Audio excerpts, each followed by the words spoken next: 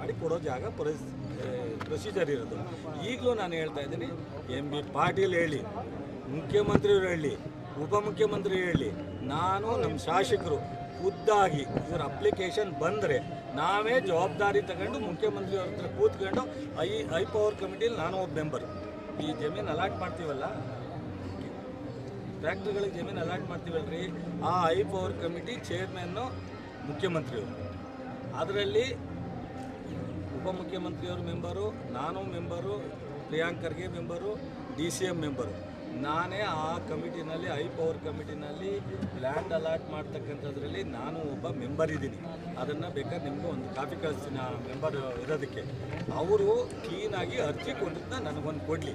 ನನಗೆ ಅವ್ರು ಕೊಡೋಕ್ಕೆ ಬೇಜಾರಿದ್ದರೆ ಚಲುವರಾಯಸ್ವಾಮಿ ಕೊಡಬೇಕಲ್ಲ ಅಂದರೆ ನೀವು ಈಸ್ಕೊಡಿ ಸಾಕು, ನಾನು ಅದನ್ನು ಫಾಲೋ ಅಪ್ ಮಾಡ್ತೀನಿ. ಆಯ್ತಾ? ಆಮೇಲೆ ಎಂ ಬಿ ಪಾಟೀಲ್ ವಿಚಾರ ಬಿಟ್ಬಿಡು, ಬಿಟ್ಬಿಡು.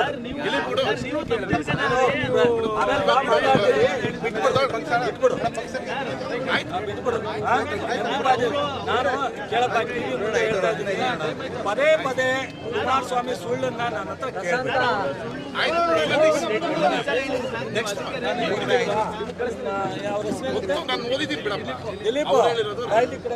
ರೆಡಿ ಇರೋ ಜಾಗ ಇಲ್ಲ, ಬೇಕು ಅಂತ ಅಪ್ಲಿಕೇಶನ್ ಹಾಕಿ ಕೊಡ್ತೀವಿ ಅಂತ.